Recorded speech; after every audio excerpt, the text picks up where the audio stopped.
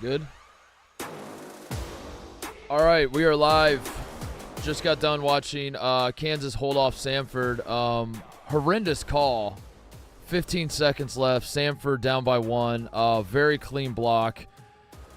Was the only play in the last 3 minutes that did not get reviewed. Every other play, seemingly, they go to review. They drag out this game. It felt like the game took 5 hours to play.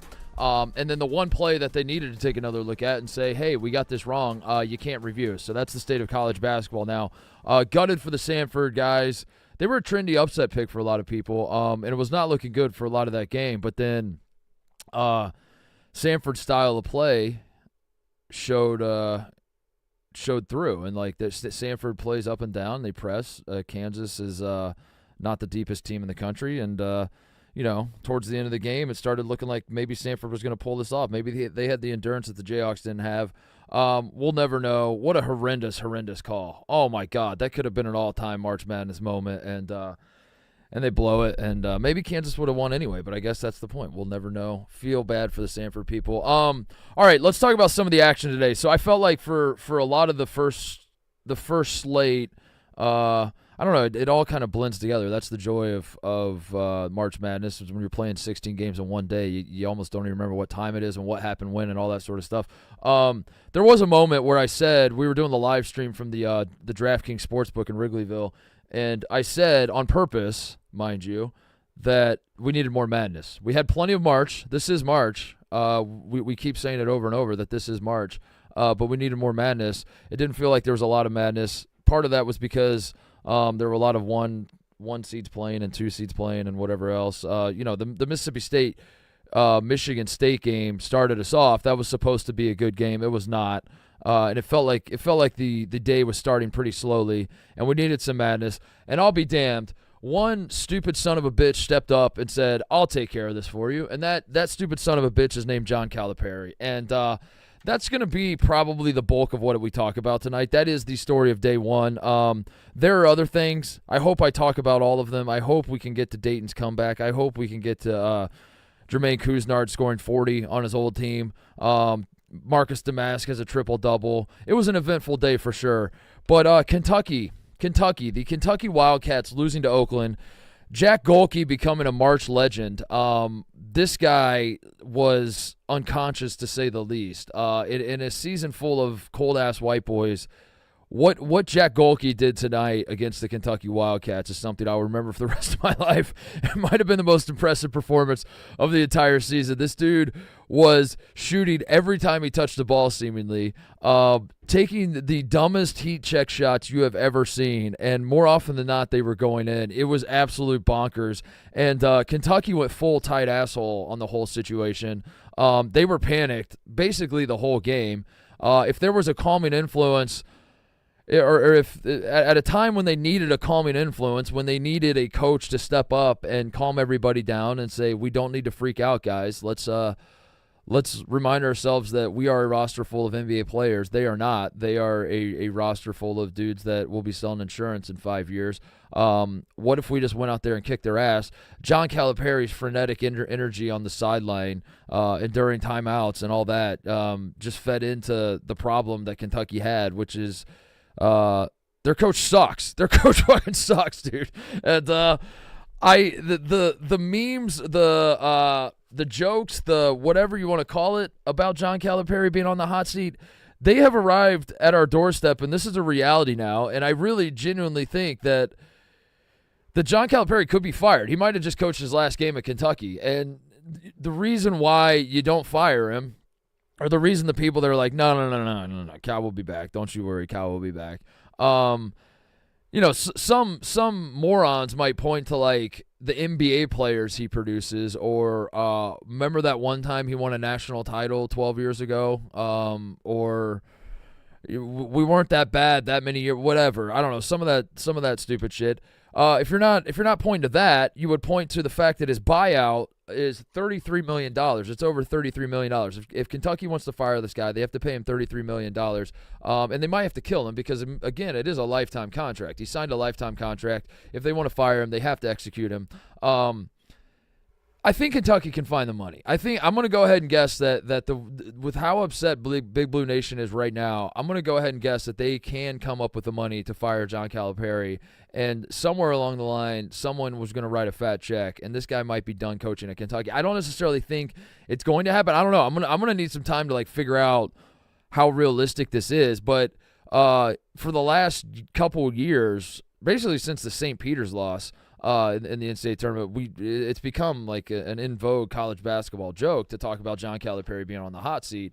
It's not a joke anymore. It's a very real thing, and it's not just that Kentucky loses. It's not just because if you wanted to point out that John Calipari is going through some struggles in the NCAA tournament, you might point to like Matt Painter and say, well, what about him? Why isn't Purdue trying to fire him? And he's sucked in the NCAA tournament as of late. And Tony Bennett, yeah, he won a national title 5 years ago, but Virginia can't do shit in the NCAA tournament. You don't hear Virginia fans saying we got to fire him. What is it about John Calipari that makes everyone want to fire him? Well, first of all, John Calipari is still landing great recruiting classes, or a couple years ago, it wasn't the recruits so much as it was the transfer portal, and you're getting guys like Oscar Tshiebwe and Severe Wheeler, who leads the nation in assists in the transfer portal. You're getting like C.J. Frederick, who is supposed to be like a knockdown, lights-out shooter.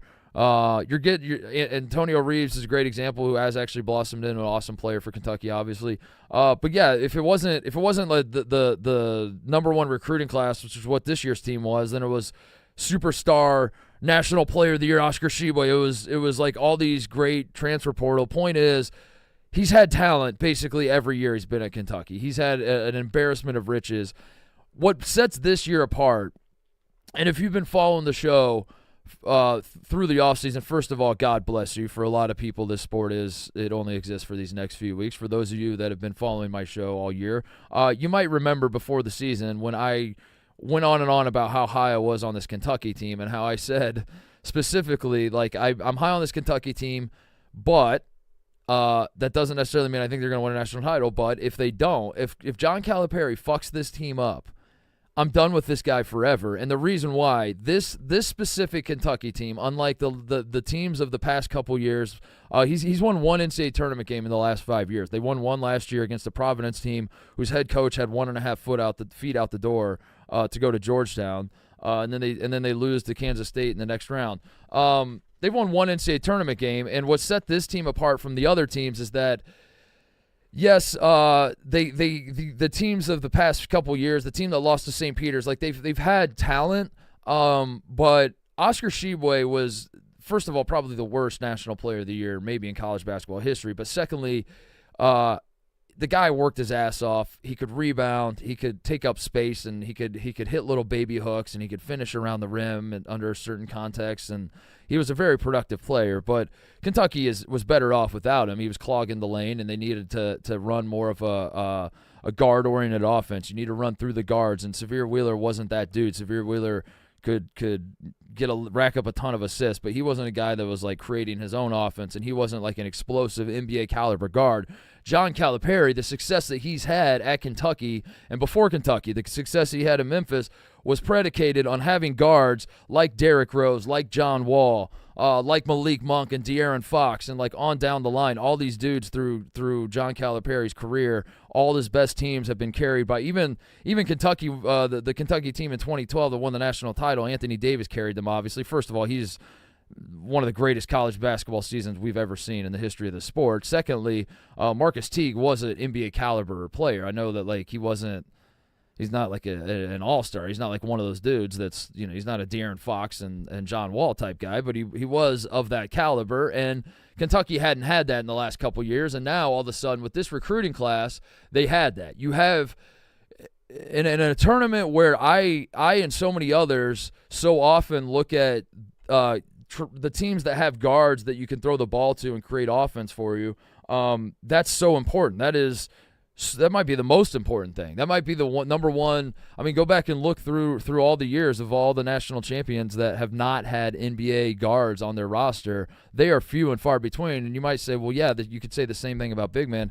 I promise that there are more NBA guards on all these national champions than there are NBA big men. It's just like it's a guards game, and Cal has been, whether he's been a great coach or not, or whatever your perception of John Calipari has been through the years, the man has found success when he has had teams that have been guard oriented and the guards are NBA caliber guys.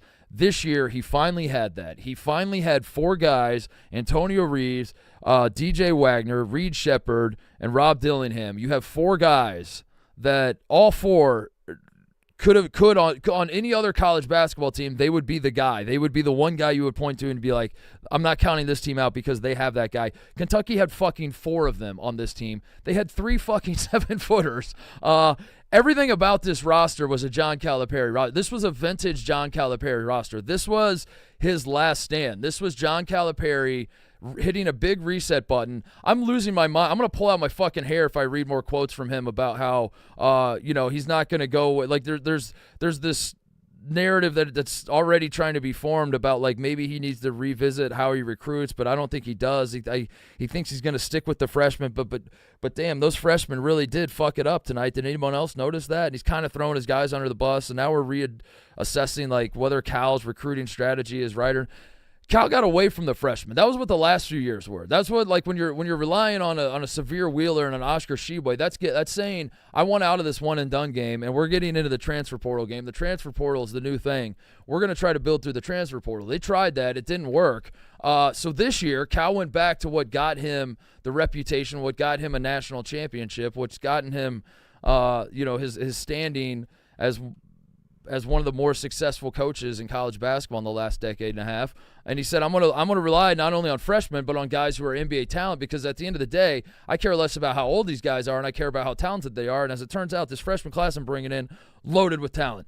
Everything about this was a vintage John Calipari roster, which is why, again, if you've been following the show, like I couldn't quit this team. I didn't necessarily think they were national title good. Obviously, the defense was an issue. But you just like if you watch them over and over again, the ups and downs, and they would lose to teams they shouldn't, but then they'd turn around and like they look like the best team in the country again. And a team that goes up and down like that is never going to win a national title. You have to string together six good wins to do that. But you always saw like the vision. You always just like squinted hard enough, and you're like, damn. Look how talented this team is. This really does feel like a vintage Cal team, which is why there was so much pressure on this year, because this was John Calipari was announcing to college basketball, to Big Blue Nation, to everybody, this year was going to be different, and this year was going to be different because he was going back to what got him to where he is today. They could not lose this game, and for that reason, like this Oakland game, it was simply a game that he could not lose. I am both like not surprised, because that's where we're at with John Calipari at Kentucky, and absolutely stunned, shocked, everything else. Not because I don't think upsets can happen in March Madness. Obviously, we live in a time where 16s beat 1s now. But more that like I just like this John Calipari had there was so much pressure. There was so much. There's just no way you fuck this up. You can't. The same way I would say the same thing about Matt Painter. Like there's no way, and I'm not doing this to jinx Matt Painter. I'm not doing this to jinx Purdue. It's just like I literally cannot fathom a world where Purdue would lose to a 16 seed again. Like I can't, and they're not going to, and that's a little different circumstance because Oakland is better than Grambling State is, but it's just like you after what you've been through with the team you have, all the talent you have, this cannot happen, and it did. And to have Reed Shepherd had a stinker of a game, not a great showing for those of you that are tuning into the Reed Shepherd show for the first time. Golke took his cold ass white boy talent. I think he just sapped him of the cold ass white boy talent, and Reed had nothing left. DJ Wagner didn't have a great game either, but for John Calipari to kind of like pin it on those guys and be like, the freshmen. I don't want to say it's because we were young, but, if you notice who was fucking up, it was the freshmen. Yeah, maybe because they're throwing a zone defense out there and your freshmen look like they've never seen a zone before because you don't fucking coach them, dude. Like, what the hell are you talking about? I'm not even a Kentucky fan. In fact, I'm a Kentucky hater, if anything. Like, I grew up not liking Kentucky, and I'm put in a position where, like, I am mad on Kentucky fans' behalf because Cal is just so up his own ass or something. Like he just says the wrong things. He's a horrendous coach. He's just like it's at no point are you watching this Kentucky, like for him to talk about he's got all these tweaks going into this NCAA tournament. He's got these aces up his sleeve, and I don't know how you fuck this up. I really truly am flabbergasted at this, but it is so funny. It's so funny. They have to fire him. And I tweeted that, and I mean it. Like, if Kentucky brings back John Calipari next year, that's fine. I understand it. $33 million is a lot of money. I wouldn't pay it. If John Calipari was my coach and I wanted to get rid of him, I'm certainly not ponying up $33 million. I might donate like 20. I don't know. I have $20 million laying around. I might cut a fat check for 20, but not 33. That's too much. So yeah, they might bring him back, but if John Calipari is on the bench for Kentucky next year, that tells me all I need to know about that program, and I don't care how many games they win. I don't care. I will never take them seriously again as long as John Calipari is the coach. That's the level that he has stooped to. He has somehow conned the general public into believing that he is one of the premier coaches in this game because he points to the draft picks and did you see that Carl Towns signed another $200 million contract and Devin Booker signed this $100 million contract and he points to like the $3 billion that his NBA guys, as though he has anything to do with any of this shit. Like, he just signs 5-star guys that are going to the league anyway, and are destined to be great anyway, and he just gets to, attach himself to whatever they become. He just does such a good job at like taking everyone's eyes and attention away from like what actually he's hired to do, which is to win basketball games and win in March and deliver championships to one of the best programs in the country. And yeah, like by winning one title and having the team that went to he went to the Final Four. First of all, it's been 9 years since he last was in a Final Four in 2015. That feels kind of insane when you think about all the talent that's come through. And even then, the 2015 Final Four that he went to, it's hard to say that a Final Four is not a success. Very rarely do you say, listen, you choked. That's an absolute failure when you lose one game of a season. But that team should not have lost at all. That team should have won the national championship, and they did not because of John Calipari's hubris. So like that started this whole thing when John Calipari against Wisconsin is bringing Devin Booker off the bench. Go back if you want another. If you're someone that loves to laugh at John Calipari and you're just reveling in his demise, go back and look at the 2015 minutes played per game on that 2015 Kentucky roster and scroll all the way down. You might have to scroll like a couple pages to find Devin Booker. Yeah, I mean, like the 2015 was the last Final Four, and that Final Four, yes, it counts as a Final Four, obviously, but it's almost like not a good. It's like more of like a stinker on his resume that he fucked up like the most obvious national champion team that's been formed in recent memory. So I don't know. I'm fed up with John Calipari, and I don't even care if Kentucky's good or not. So I can't even imagine how Kentucky fans are going to feel. But this is going to be delightful to watch unfold the rest of this offseason because we've been joking about it for a while, and now it is here. John Calipari is legitimately on the hot seat, and I think the fact that like mainstream people, not just bozos like me, are actually saying this is a real thing is hilarious. It's hilarious. It is absolutely hilarious. But shame on him for ruining what was a very fun team. I just wanted to see. I didn't want Kentucky to win in this tournament. I just wanted Kentucky to advance somehow, if that makes any sense. And I know it doesn't, but like this team was so fun to watch. Not because I cheer for them. It's just like watching teams play them. They play a fun brand of basketball, and watching throughout the regular season, I just threw on Kentucky games, and it was great entertainment one way or another. Sometimes they played well, sometimes they didn't. It was highly entertaining. Tonight was a great example. What a game. What a freaking game. Down the stretch, it was like Reeves and Dillingham were hitting insane shots to keep Kentucky in it. But in the end, Oakland, Greg Kampe, he's a fun coach. You see like all the people are tweeting all the sweaters that he wears for like the Christmas games and all that sort of stuff. Been there like 40 years. It's crazy. Insane. Crazy. He got his first NCAA tournament win. There's a couple coaches, that and the Long Beach State coach who's fired. Monson. Crazy. That's like what March is all about. Is stories like this. Yeah, it's guys that like have been there. New white guy unlocked. New Doug Eater unlocked. New Doug Eater. Yeah. Yeah, Jack Golke, dude. That guy's incredible. So, yeah, I don't know. I can't believe John Calipari lost that game. I really can't. I can't believe we're here because I never thought I'd see this day where like saying Kentucky should fire John Calipari and like everyone nodding along and be like, yeah, they actually should, instead of, oh, you're trolling or whatever, Like people, it's a reality. This is so funny. I can't believe that this is where we're at. In non John Calipari news, Dayton coming back from down 17 was bonkers. Nevada choked that away. There's 17-point lead with less than 8 to play, I think.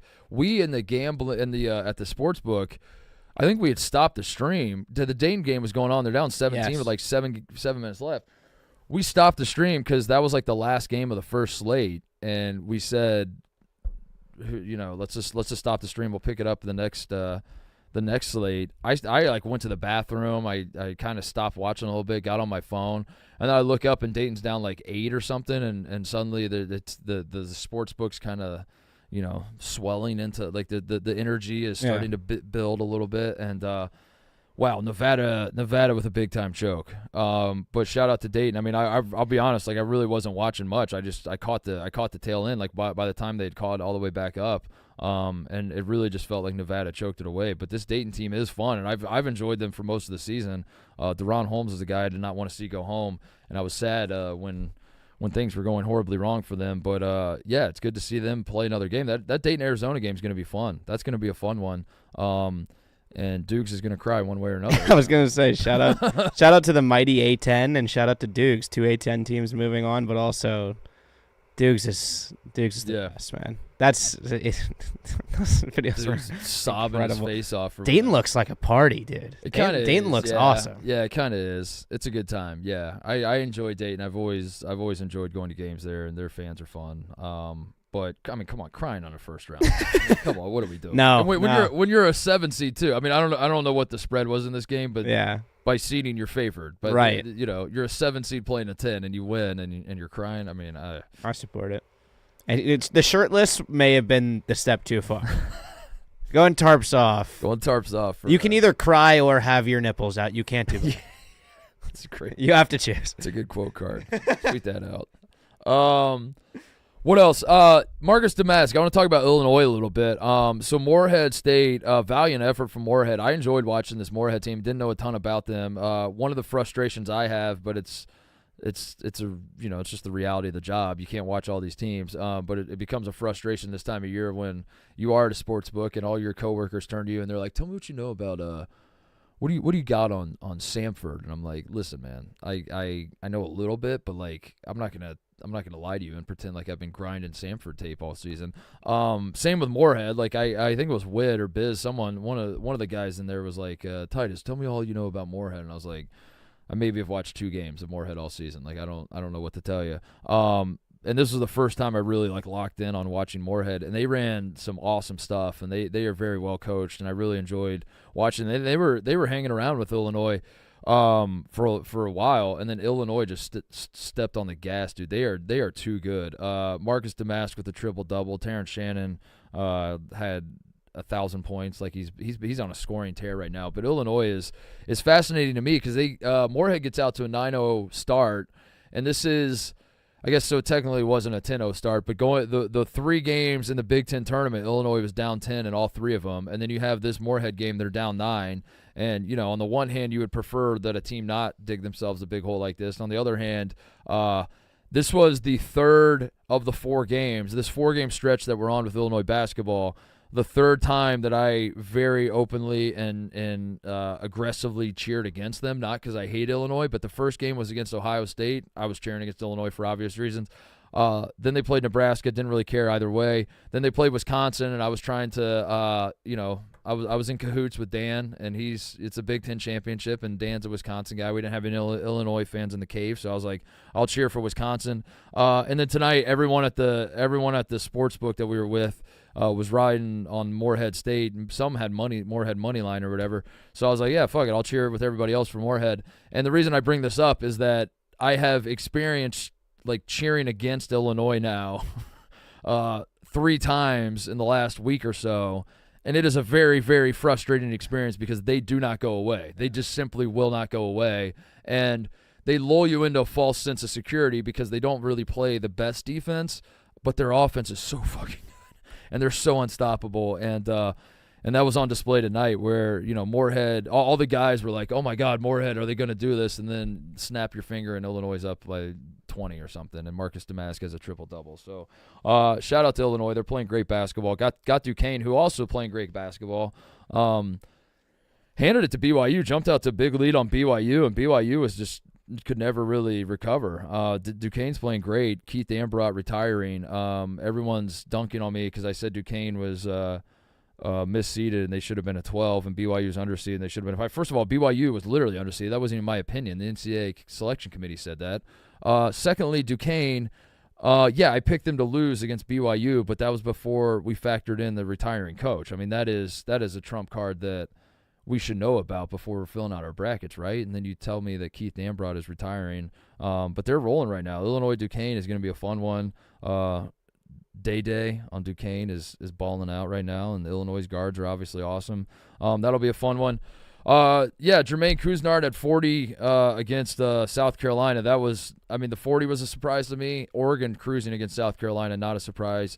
Couisnard from Indiana, by the way, just for the record. He is a native Hoosier, balling out, 40 points. What else do we have? Colorado State, 11 points in the first half. Texas's defense was disgusting, absolutely disgusting. Colorado State, all the guys had, I don't know, not all the guys, but a handful of the guys had Colorado State first to 10. Yeah. Colorado State goes up 8-2. Yeah. They score 3 points. They go up 8-2 at the first media timeout. They score 3 points the rest of the half. Yep. It was insane. I think that they went on like a huge scoring drought too, and then only scored 3 points. Yeah, crazy. I thought they were all obviously. If this was the first time you saw Colorado State, that means you didn't watch the first 4. But if this was your introduction to Colorado State, you probably do think that they stink. I thought they were a really good team and all season. So for me, the story of that first half was less like, man, Colorado State is completely inept, and people are talking about Virginia's rubbing off on Colorado State and their offense stinks, and probably a little bit of that, but I thought it was more Texas's defense. I mean, they were swarming everything, and Colorado State's trying to back cut them to no success, to no avail, I should say, and I was really impressed with Texas's defense. Creighton couldn't miss against Akron. This Creighton team is red hot. Now we have in the bottom half of the Midwest, we have two coaching storylines. You got Dana Altman and Rick Barnes against their old teams. So that's juicy. Gonzaga McNeese. I tried to tell you all. McNeese. Tried to tell me. I tried to tell you. I tried to tell the audience. I tried to tell everybody. I think I got like one person that I don't want to make this about me, but this shit on day one. Let's just talk about Drake. I'm going to talk about the whole thing, and then we'll be done. We're going to be done with this. Drake choked the game away against Washington State. All right. Yeah. I believed in this Drake team. I was a proponent of the idea of unfinished business, and they last year were up on Miami for most of the game. Down the stretch, they choke it away. Tucker DeVries had a terrible game in that game, and then Miami goes on to the Final Four. This was the information I had in my brain, right? So this year, Tucker DeVries is back. A lot of the guys, Connor Enright was on the team last year. He's back. They have a lot of guys back who have, I'm sure, that memory of losing to Miami bouncing around in their head as they're entering this NCAA tournament, and I say to myself, they're not going to let that happen again, TJ. Surely they're not going to let that happen again. This is a group of guys that are going to show up when it's nut-cutting time. They are going to use their experience from last year and step up and deliver, and they did the exact opposite, and they ended up doing exactly what they did last year. They kind of choked it away again, and then I get a flurry of, right before we were doing this show, just a flurry of like, fuck you, dude. I believed in Drake because of you. I bet now my kids can't go to college because of you, because of Drake. Yeah, I guess. Like they proved that they were a good team. They were a good team, and then they choked. I didn't know they were going to choke. But the reason I bring that up, TJ, is that I get this whole fucking pages and pages of people shitting on me for Drake, which was fair. I did have Drake in my Elite Eight, and I thought Drake would not do what they did tonight. I thought, they played well for 36 minutes. I thought they would play well for 40. But then McNeese, crickets. It's crickets. There was one guy that was like, you called this. You said this the whole time. And that guy was Liam Blutman, who tweeted. And he's like, congrats to Titus and Jake Marsh for saying that McNeese was fraudulent the whole time. And that this whole McNeese situation was, Yeah, I don't know. McNeese played a brutal schedule, and at some point we got to start taking Gonzaga seriously when we're filling out our brackets. I don't know why people continue to fall into that trap of thinking Gonzaga's entire season or entire conference season, they're playing teams like McNeese. They're playing really good mid-major teams. That's what they do in the West Coast Conference. Like they're very familiar with playing teams like this. I don't know why people thought McNeese were going to sneak up on Gonzaga of all teams, but I don't know. People did. They were the hot upset pick, and Gonzaga beat the shit out of them. I want to talk about DraftKings. The thrill and excitement of March Mania is here, and DraftKings Sportsbook, one of America's top-rated sportsbook apps, is giving new customers a shot to turn $5 into $150 instantly in bonus bets with any college basketball bet. North Carolina listeners, don't forget DraftKings Sportsbook is now live in your state. Download the DraftKings Sportsbook app and use code Titus. New customers can bet $5 to get $150 instantly in bonus bets only at DraftKings Sportsbook with code Titus. The crown is yours. Anything else before we get out of here? I want to make sure I have all the notes I want to talk about. Oh, Mississippi State stinks. Yeah, that was a tough one to start the season or start the tournament on because a lot of us were Brandon Walker around these parts of Barstool. Yep. He's a punching bag. He's probably the number one punching bag at this company. And yep. I thought, as a show of appreciation, as a show of sincerity, where it's like, yeah, sometimes on air I will use Brandon as a punching bag, but when we're off camera and we're we're no longer playing whatever version of ourselves as characters we do on air, and we're real people.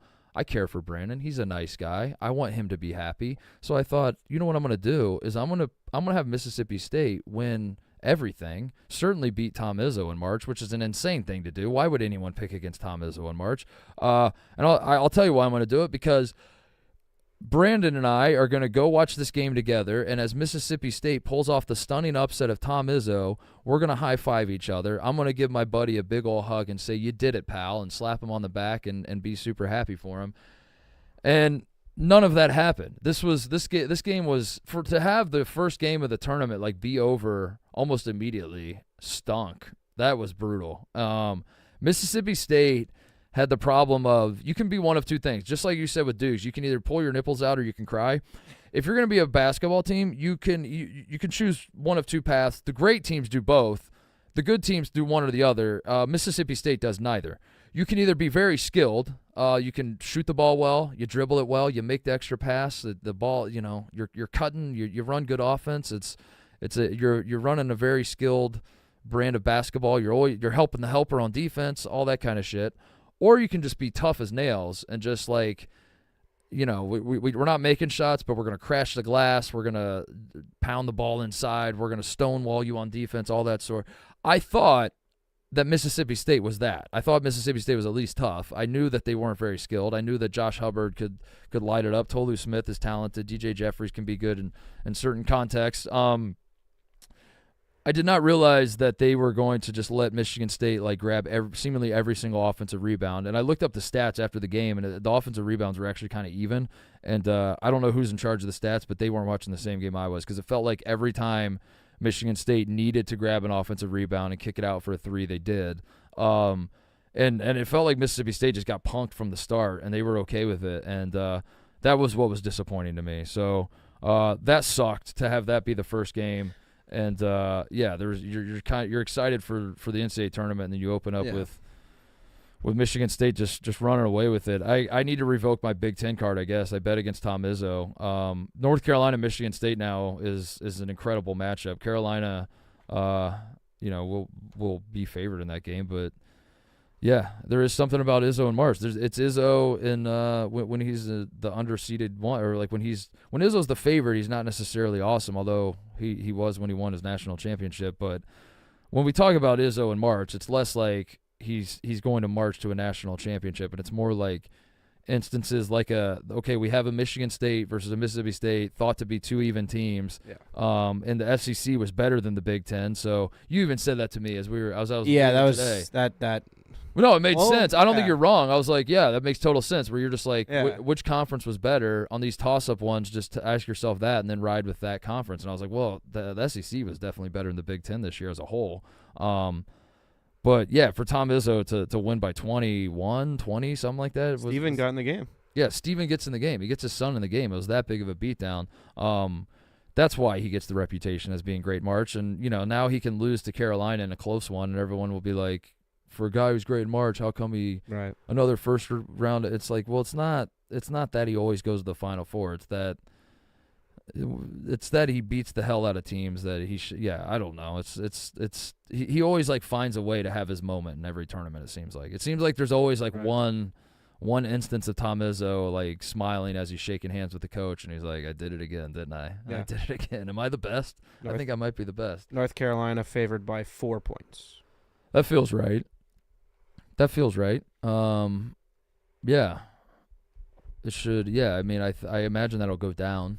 I imagine maybe not. I don't know, but I feel like people see Michigan State in a bracket in March is intoxicating, especially after this. Yeah, especially after a game that was supposed to be even. Unlock more you with Gold Standard 100% whey by Optimum Nutrition. Everyone at every level needs protein. Unlock your recovery on the court or in the gym. 24 grams of high-quality protein, 11 grams of naturally occurring essential amino acids, 15-plus amazing flavors.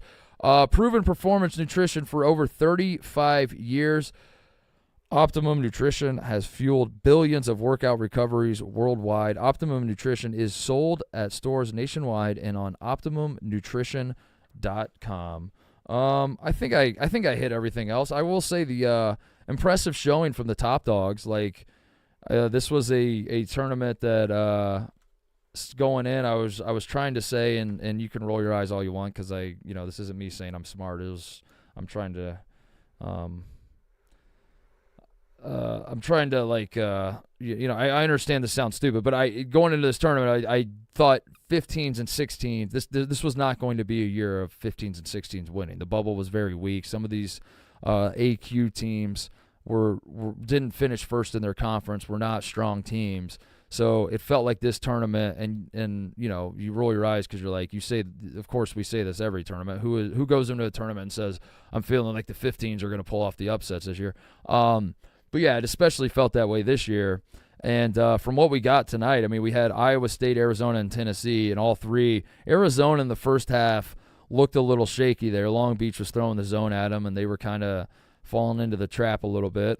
But then they just pulled away. Too much firepower from Arizona. Iowa State kind of did the opposite, where they pulled away. I took my eyes off the game. South Dakota State sort of came back a little bit, but in the end, nothing too. Yeah, I mean, Iowa State fans weren't really sweating. In Tennessee, that game was over before I even really paid attention to it. By the time I even knew that game started, they were up by 20. So, and then North Carolina, obviously with Wagner, it's not like all of these were 35-point blowouts, but we didn't really get anywhere close to an upset in any of these. So the top dogs kind of held their own. Obviously tomorrow, UConn, Houston, Purdue, Marquette are the other 1s and 2s that have to play, and we'll see if they keep the trend going.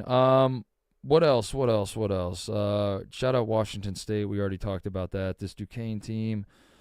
NC State big win. I think there was some expectation that NC State the midnight had struck for Cinderella, and that I had a fear that the NC State spent all week like forgetting to practice basketball because they're just walking around campus high-fiving everybody, and then they looked up on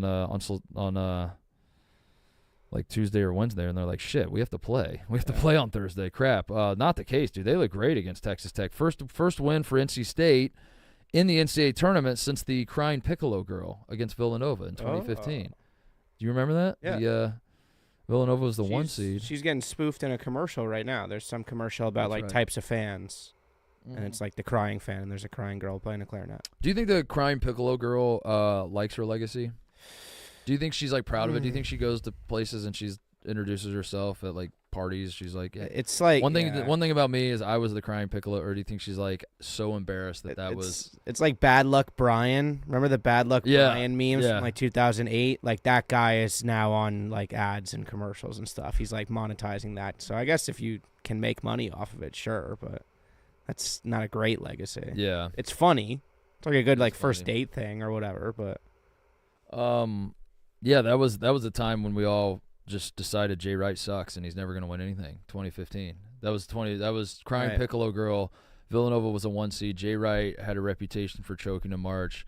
He lost to 8 seed North Carolina State.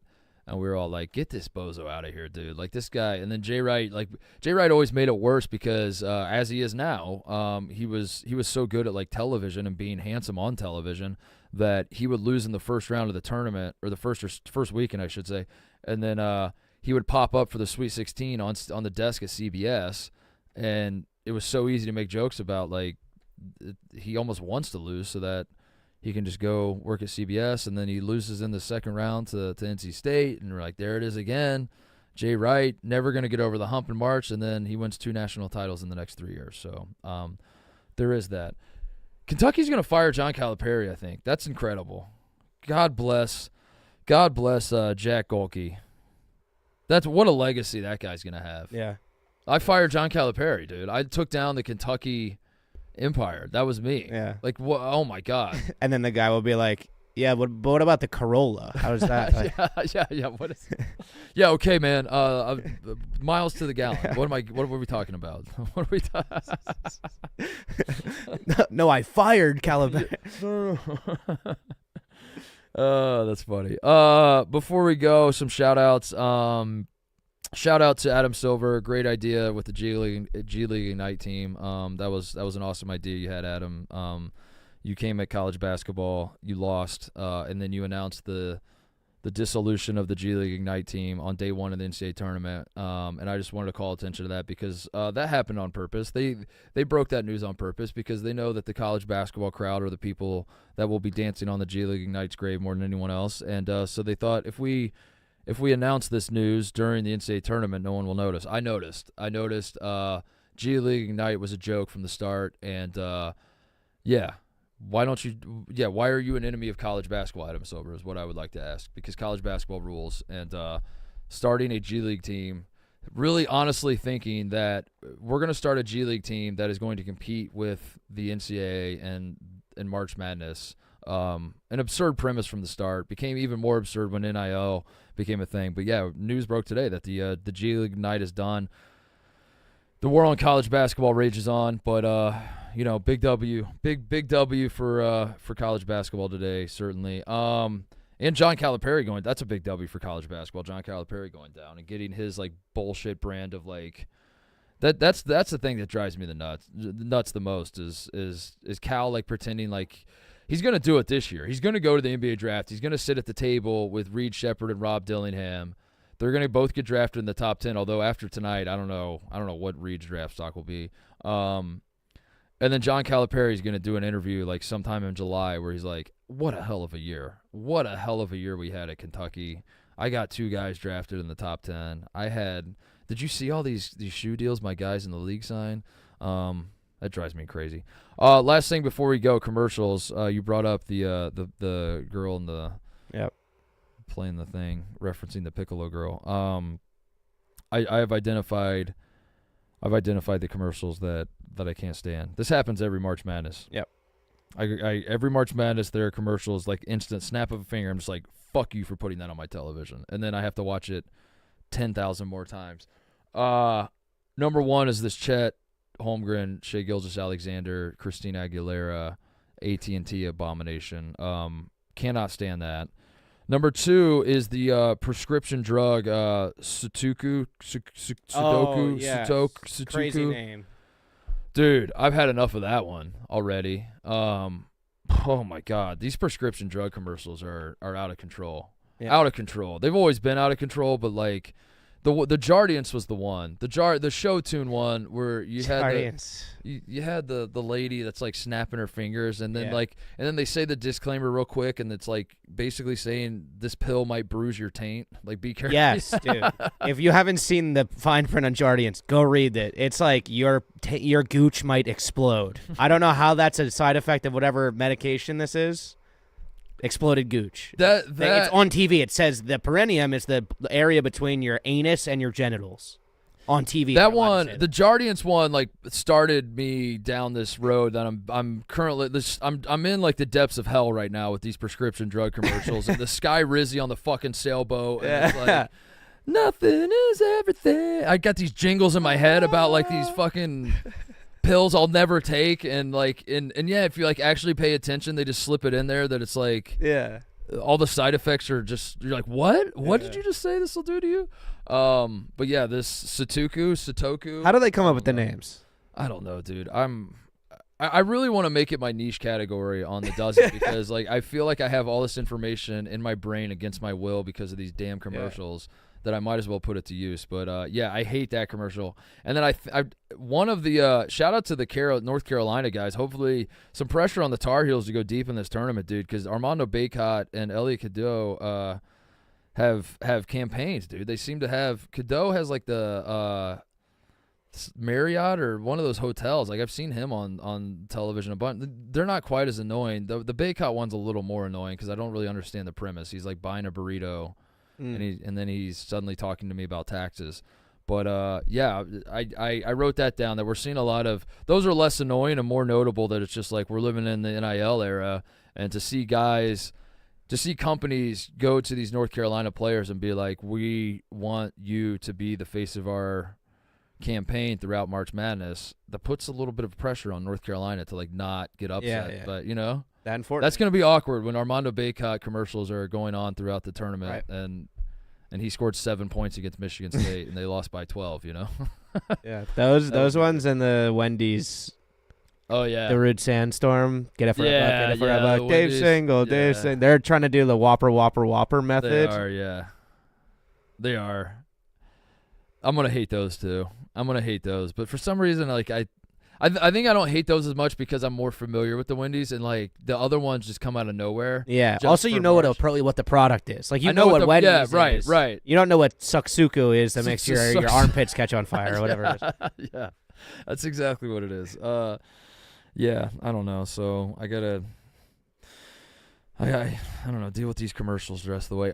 Fun day tomorrow. We'll be back tomorrow tomorrow night after all the games again, just like we were tonight. Also, mostly sports tomorrow morning with Brandon Walker. We're gonna if you didn't get enough of me dunking on John Calipari, just wait till Brandon Walker gets involved in the conversation because he's got some things to say about Cal for sure. But we are doing mostly sports tomorrow live at 10 Eastern, 9 Central.